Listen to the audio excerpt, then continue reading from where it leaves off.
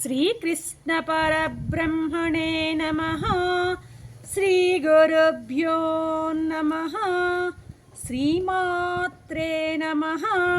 శ్రీ గణేశాయ నమః.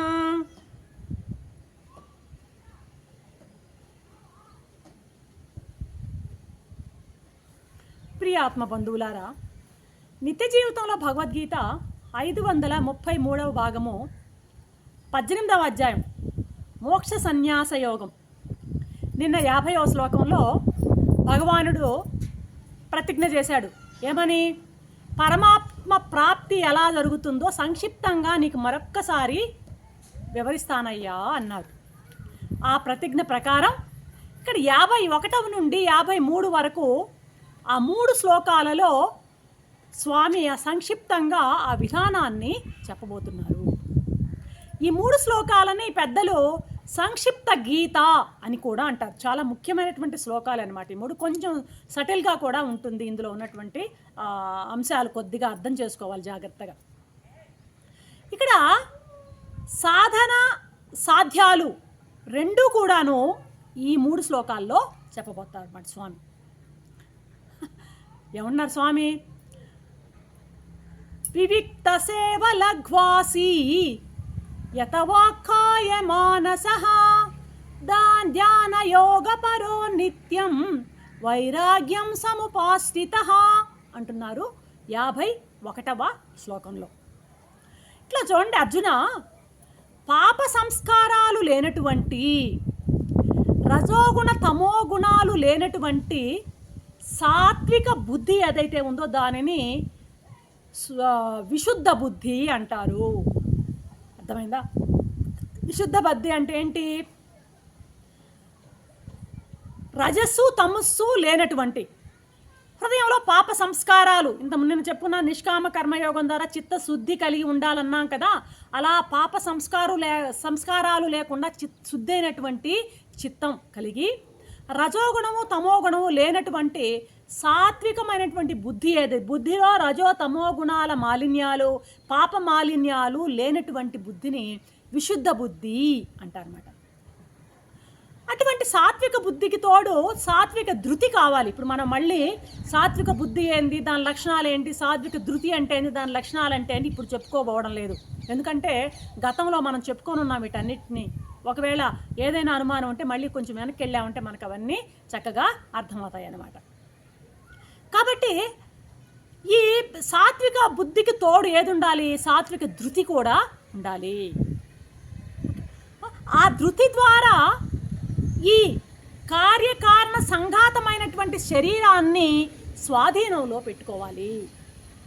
ఎవడైతే ఈ రకమైనటువంటి పరమాత్మ ప్రాప్తి కోరాలని, ఆ ధ్యాన యోగంలో నిలవాలని అనుకుంటున్నాడో వాడు మొట్టమొదటి చేయాల్సిన పని ఏంటంటే శరీరాన్ని స్వాధీనంలో పెట్టుకోవాలి. శరీరం మీద పట్టు సాధించాలి. శరీరాన్ని ఎలా పడితే అలా వదలడానికి వీలు లేదు. ముందు శరీరాన్ని స్థూలం నుంచి ఆ స్వాధీనం, ఆ కంట్రోల్ అనేది స్థూలం నుంచి మొదలు పెట్టాలి. శరీరాన్ని ముందు స్వాధీనంలో పెట్టుకోవాలి. అలాగే ఇంద్రియాలు, ప్రాణం మీద కూడాను, ఇంద్రియాలను విచ్చలవిడిగా ఎట్లా అంటే అట్లా పరిగెత్తనీయకూడదనమాట. ఇంద్రియాలను, ప్రాణాన్ని కూడాను ఆ నియంత్రణ వశం తప్పిపోనీయకుండా నియంత్రణ చేసేటువంటి ఆ అభ్యాసాన్ని చేయాలి. మొదట శరీరాన్ని కంట్రోల్ పెట్టుకోవాలి. ఇంద్రియాలని, ప్రాణాన్ని కూడాను నియతం చేసేటువంటిది అంటే నియంత్రించేటువంటి ఆ యొక్క కంట్రోలింగ్ కెపాసిటీని పెంచుకోవాలన్నమాట. బయట నుంచి వచ్చేటువంటి శబ్దాది విశబ్ద స్పర్శ రూప రసగంధాలని ఉన్నాయి కదా విషయాలు, ఈ విషయాలు బయట నుంచి వచ్చేటువంటి విషయాలని బయటనే ఉంచాలన్నమాట. ట్రెస్పాసర్స్ విల్ బి ప్రాసిక్యూటెడ్ అని బోర్డు పెట్టాలి. అనుమతి లేనిదే లోపల రావద్దంటూ ఆ శబ్ద స్పర్శ రూప రస గంధాలని అనుమతి లేకుండా లోపలికి రానికూడదు. అర్థమైందా? తర్వాత మొదటేంది? శరీరాన్ని కంట్రోల్ పెట్టుకోవడం, ఇంద్రియాల ప్రాణాన్ని కంట్రోల్ పెట్టుకోవడం, అదేవిధంగా ఆ విషయాల పట్ల విషయాల పట్ల విముఖత్వాన్ని కలిగి ఉండడము. తర్వాత జీవిత అవసరానికి ఎంతవరకు అంటే విషయాలని కంట్రోల్ పెట్టాలి అనడంలో ఇక్కడ ఏంటంటే మనం అసలు జీవించాలి కదా, మరి జీవన్ముక్తుడు కూడా జీవించాలి కదా. మరి జీవిత అవసరానికి ఎంతవరకు కావాలనో అంతవరకు ఈ విషయాలను మనం వాడుకోవచ్చు అనమాట. శబ్ద స్పర్శ రూపరసాలని జీవిత అవసరానికి మించి శబ్ద స్పర్శ రూపరసగంధాలని తో కాలం గడపకుండా ఉండడం అంటే ఎంతవరకు కావాలో అంతవరకు వాడుకోవడం అనేది అనమాట. అర్థమవుతుందా? అలాగే ఈ విక్షేప కారకాలైనటువంటి రాగద్వేషాలు ఉన్నాయి కదా, ఈ రాగద్వేషాలకు మనసుని లోను కానికూడదు. ఎలాగైతే పాదరసం చేతికి చిక్కదో అలాగే ఈ రాగద్వేషాలకి మనసు చిక్కకుండా చూసుకోవాలంటే మనోనిగ్రహాన్ని కూడా వీడు శీలించాలి. అర్థమవుతుందా? శరీరము, అదేవిధంగా ప్రాణము, ఇంద్రియాలు, అదేవిధంగా శబ్దాది విషయాల పట్ల ఆ కంట్రోల్ ఉండడము, ఆ తర్వాత మనోనిగ్రహము, ఖచ్చితంగా మనోనిగ్రహాన్ని శీలించాలి. ఇంకా అర్జున, ఈ జ్ఞాన యోగ సాధకుడు ఎలా ఉండాలంటే వివిక్త సేవి కావాలి. వివిక్త సేవి అంటాడు, వివిక్త సేవి కావాలి. వివిక్తము అంటే ఏంటి? ఏకాంత వాసం అనమాట. నిజమైనటువంటి వివిక్తం ఏంది? ఆత్మలో ఉండడం అనమాట. ఆత్మలో ఆత్మ కాని అన్యం అన్నింటినీ తోసిపుచ్చి ఆలోచనలు లేనటువంటి స్థితిలో ఉండడమే నిజమైనటువంటి వివిక్త సేవ అనమాట. వివిక్త సేవి అని అనబడుతుంది అనమాట ఇక్కడ. అంటే ఆత్మ తప్ప మిగతా అంతా కూడా అనాత్మలో ఎక్కడ మనసుని లగ్నం కాకుండా ఉండడం అనమాట. ఎవరైతే ఈ విధంగా ఆత్మలోనే రమిస్తూ ఉంటాడో అటువంటి వాడికి విశ్వం అంతా కూడా వివిక్తమే. ఎక్కడైనా సరే వాడు ఏకాంతమే అనమాట. వివిక్తం అంటే మామూలుగా ఏకాంత వాసం. కాబట్టి ఇకపోతే మౌనం అన్నమాట. మౌనంగా ఉండడం, ఆంతరిక మౌనము, బాహ్య మౌనము. ఏకం పరమాత్మ, అన్ని ఇంటా ఉన్నటువంటి పరమాత్మ ఒకటే అన్నట్టు, అన్ని నామరూపాల్లో ఉన్నటువంటి పరమాత్మ ఒకటే అన్నటువంటి భావాన్ని నిరంతరము మననం చేసుకుంటూ ఏకాంత వాసంలో వివిక్త ఏకాంతమైనటువంటి ప్రదేశంలో, అంటే ప్రదేశము అంటే ఇక్కడ ఏంటంటే ఆత్మతోనే రమిస్తూ ఆత్మలోనే ఉంటూ ఆత్మకు అన్యమైన దాన్నంతా కూడాను విసర్జిస్తూ అటువంటి ఏకాంత వాసంలో ఉండాలి అన్నది స్వామి చెప్తున్నాడు. అయితే ఇది పై మాట అనమాట. ఇది అంత గొప్ప స్థితి అందరికీ రాదనమాట. అంతవరకు ఏంటంటే మనం ఏం చేయాలంటే మొట్టమొదట ఎటువంటి ఏకాంతాన్ని మనం శీలించాలంటే మామూలుగా ఈ నిర్జనమైనటువంటి జనబాహుళ్యం లేనటువంటి, ఎటువంటి డిస్టర్బెన్సెస్ లేనటువంటి ప్రాంతం వరకు కూడాను అలా శీలిస్తూ వస్తే మనం తర్వాత చెప్పుకున్నటువంటి ఆ యొక్క ఏకాంతం ఆ తర్వాత అబ్బుతుందనమాట. ఎలాగంటే ఇప్పుడు సైకిల్ దొక్కడం నేర్చుకుంటారు అనుకోండి, చిన్నపిల్లలు వాళ్ళు ఆ పెద్ద రద్దీ ఉన్న రోడ్లలో వెళ్ళి ఏకంగా సైకిల్ తొక్కు నేర్చుకుంటారా? అలా కాదు కదా. ఏ గ్రౌండ్లోనో జనావాసం లేని చోట ముందు కింద పడుతూ లేస్తూ నేర్చుకుని తర్వాత వాడు ఎంత రద్దీ ఉన్న రోడ్లోనైనా ఈజీగా వెళ్ళిపోతాడు ప్రాక్టీస్ అయిన తర్వాత. అలాగా మొట్టమొదటి ఇటువంటి ఈ జనాలు లేనటువంటి ఆ నిశ్శబ్దమైనటువంటి ఆ ఏకాంత భాసాన్ని శీలిస్తూ ఆ తర్వాత ఎంతమందిలో ఉన్నా సరే ఆ ఏకాంతాన్ని అనుభవించే స్థితికి అతను చేరుతాడు. ఇంకా భక్తుల యొక్క సాంగత్యం తప్ప అన్యుల సాంగత్యం, సత్సాంగత్యంతో ఉండడానికి ప్రయత్నించాలి. అంటే ఇది కూడాను ఈ సత్సాంగత్యంలో ఉండడం కూడాను ఏకాంత వాసం కిందకే వస్తుంది అన్నది ఆధ్యాత్మిక సత్యం అన్నమాట. కాబట్టి ఇది ఈ విధంగా ఉంటూ రావాలి. పాండునందన, సాంఖ్య యోగాభ్యాసికి లఘ్వాసి కావాలయ్యా అంటున్నాడు. వివిక్త సేవి లఘ్వాసి అంటే మితాహారిగా ఉండాలి. ఆహారం విషయానికి వస్తున్నాడు స్వామి. ఏంటి ఇప్పటి వరకు ఏకాంత భాసాన్ని ఇక్కడ వరకు చెప్పాడు. తర్వాత ఆహారం, మితాహారం శీలించాలి. గాలి ఎక్కువ తీసుకోవాలి అనేది ఆయుష్ వృద్ధికి ఉపయోగపడినట్లే ఆహారం ఎక్కువగా తీసుకుంటే ఆయు క్షీణం ఉంటుంది. ఆహారం తక్కువగా తీసుకోవాలి. గాలి ఎక్కువగా తీసుకుంటే ఆయుష్ వృద్ధి అవుతుంది. ఆహారం ఎక్కువగా తీసుకుంటే ఆయుష్ క్షీణం అవుతుంది. కాబట్టి ఆహారం పట్ల లఘ్వాసి, మితాహారిగా ఉండాలి. భోజనం అనేది ప్రాణం తృప్తి కోసం, ప్రాణం నిలిచేదానికి భోజనం తీసుకోవాలే కానీ ఇంద్రియాల తృప్తి కోసం. ఈ జిహ్వేంద్రియం చాలా ప్రబలమైందనమాట అన్ని ఇంద్రియాల్లోకి. జిహ్వేంద్రియాన్ని కంట్రోల్ లేకపోతే మిగతా ఏ ఇంద్రియము కంట్రోల్లో ఉండదన్నమాట. కాబట్టి ఆ ఇంద్రియాల తృప్తి కోసం కాదు, కేవలం ప్రాణ తృప్తి కోసం, ప్రాణం నిలిచేటందుకు మాత్రమే ఆహారాన్ని తీసుకోవాలి అంటన్నమాట.